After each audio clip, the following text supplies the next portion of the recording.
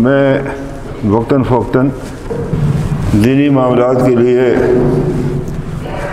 علماء کرام سے ہدایت لیتا ہوں، اور بطور خاص سردار محمد سلیم چشتی صاحب سے۔ میرے پاس ایک چھوٹا سا ویڈیو کلپ ہے کچھ عرصے کا، اس میں ایک جگہ یہ اجتماع ہے اور ایک جو صاحب ممبر ہیں وہ کہتے ہیں کہ یہ مجھے کسی نے ایک خط بھیجا ہے، اس میں لکھا ہے کہ میں نے رات خواب میں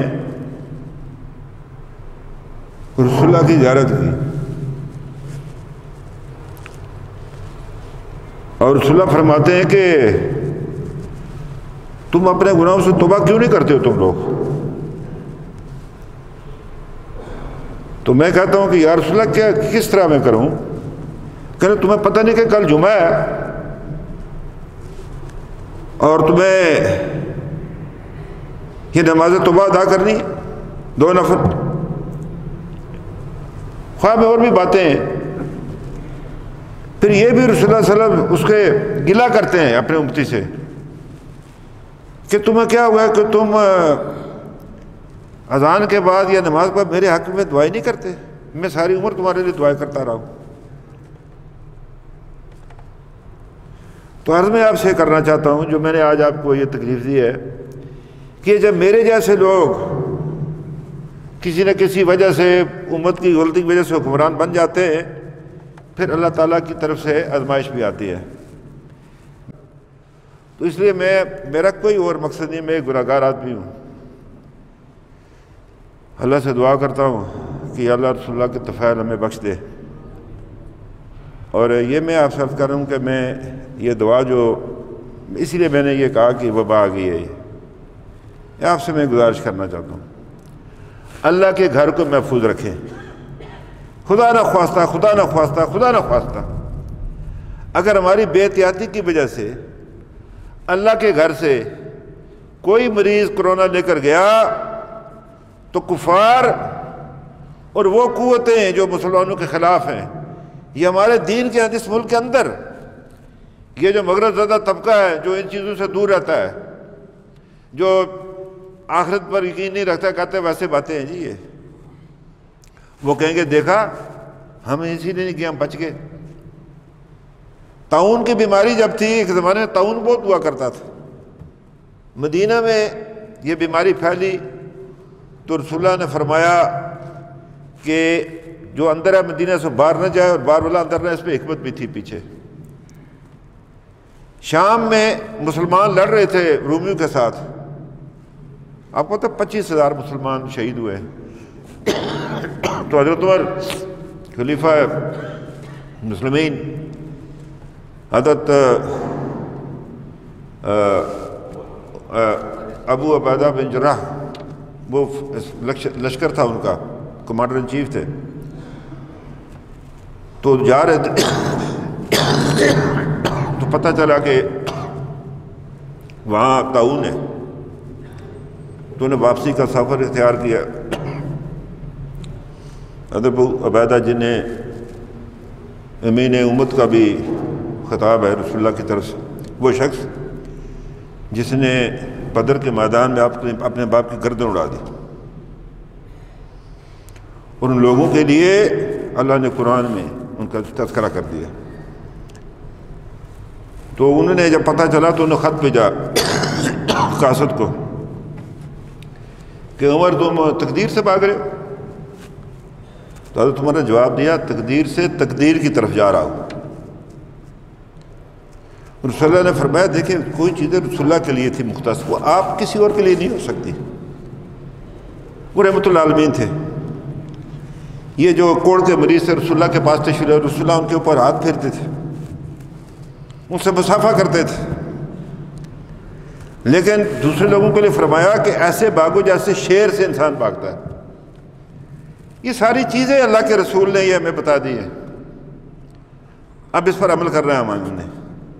تو یہ میری گزارش تھی، وہ میں نے خواب وہ دکھا میں نے، تو میں نے چشتی صاحب سے کہا، تو پھر ہم نے یہی کہا کہ جمعہ آ رہا ہے، یہ جمعہ آنے والا ہے، تو لہٰذا یہ نماز توبہ ادا کریں، اور میری اس میں گزارش ہے کہ یہ دعا کے آغاز میں 3 بار درود شریف پڑھ لیں. جو میں دعائیہ الفاظ ادا کروں گا آپ نے ہر دعا پر پوری دل جمعی اور قبولیت کے ساتھ یقیناً آواز بلند میں آمین کہنا ہے. آواز اتنی بلند ہو کہ یہ رسول اللہ کے تو سب سے عرش عظیم پر پہنچے. اس بات کا خیال رکھیں. تو اللہ تعالیٰ اپنے محبوب اور اس کے ماہ رمضان کی برکتوں کے صدقے میں ہماری دعاؤں کو قبول فرمائے. تو 3 بار درود شریف پڑھ لیں.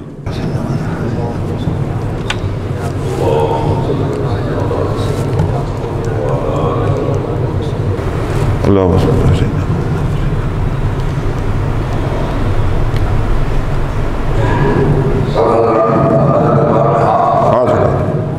ہاتھ اپنے جو ہے نا یہ اوپر نہ کیا کریں, یہ اللہ کو ناپسند ہے. یہ چیز ادھر رکھا کریں, اس طرح یہ عجز انکساری ہے. اللہ کو اس طرح ہاتھ پسند. دعا میں ہم لوگ اس طرح کرنا شروع کر دیں, وہ نہ کیا کریں. اعوذ باللہ من الشیطان الرجیم. بسم اللہ الرحمن الرحیم.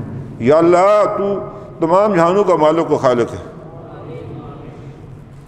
یا اللہ تو تمام جہانوں کو پالنے والا ہے.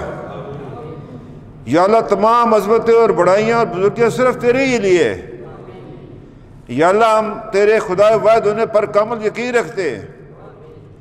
یا اللہ ہم تیرے محبوب حضرت محمد صلی اللہ علیہ وسلم کی نبوت اور رسالت اور خاتم النبیین پر ایمان کامل رکھتے ہیں. یا اللہ ہم تجھ سے تیرے محبوب امام الانبیاء اور خاتم النبیین صلی اللہ علیہ وسلم کے وسیلے سے دعا مانگتے ہیں.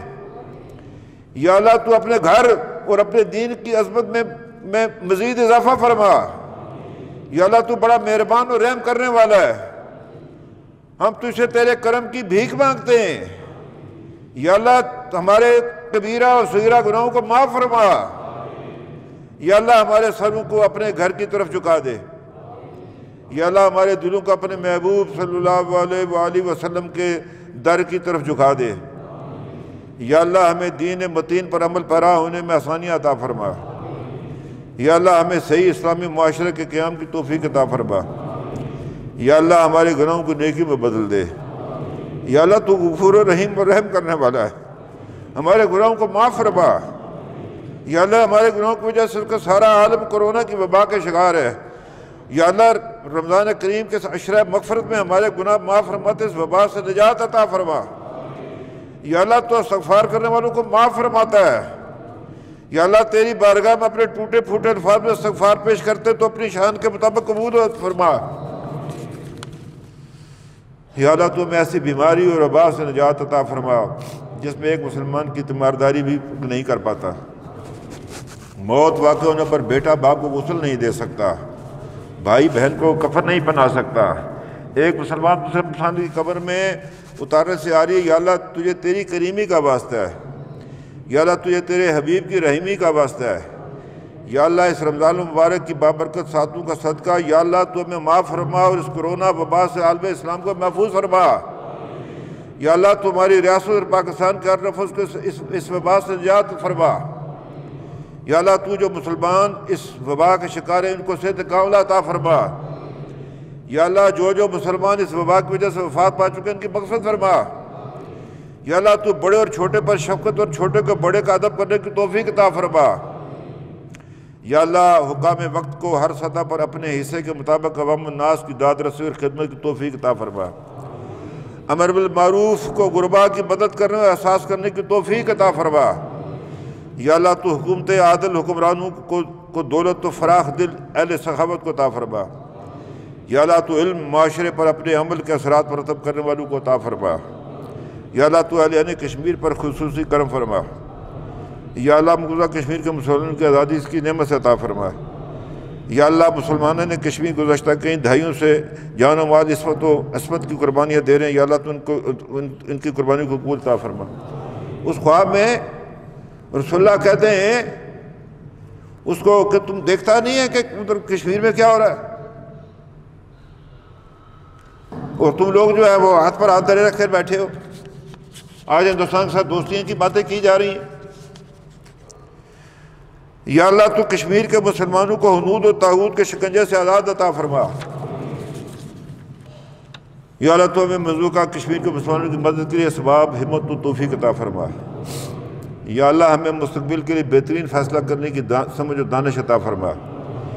یا اللہ اسلام کے مخالفین کو ہدایت فرما، اگر ہدایت ان کے حصے میں نہیں ہے تو اپنی غیبی نیست و نابود فرما۔ یا اللہ مسلسل لاک ڈاؤن میں رہتے ہوئے صعوبتیں برداشت کرنے والے، جان و مال عزتوں کی قربانیاں دینے والے اہل کشمیر کی قربانیاں اپنی بارگاہ میں قبول فرما اور آزادی کی نعمت سے سرفراز فرما۔ یا اللہ تو ملک پاکستان اور کشمیر کے باسیوں کی رمضان کی برکات کے صدقے خیر فرما۔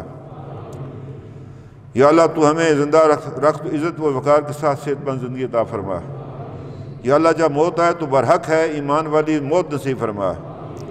یا اللہ پھر تجھ سے درخواست ہے ہمیں معاف فرما۔ یا اللہ ہماری التجا ہے، فریاد ہے، ہم ناتوائیں، کمزور ہیں، عاجز ہیں، تو قادر مطلق ہے، تو اپنے بندوں سے محبت کرنے والا رب ہے، ہماری کمیاں کوتاہیاں گناہ معاف فرما اور امن و سکون اور اسلامی شعار کے مطابق محبت رسول اللہ کے سے بھرپور زندگی عطا فرما۔ ربنا آتنا فی الدنیا حسنۃ وفی الآخرۃ حسنۃ وقنا عذاب النار۔ استغفر اللہ استغفر اللہ استغفر اللہ۔ آمین برحمتک یا ارحم الراحمین، آمین۔ میرا کوئی مقصد نہیں ہے، نہ سیاسی نہ کچھ، نہ کہا میں اللہ کا عاجز بندہ ہوں، میں اللہ سے معافی انشاءاللہ، شاید ہمیں اللہ تعالیٰ سے معاف فرما دے۔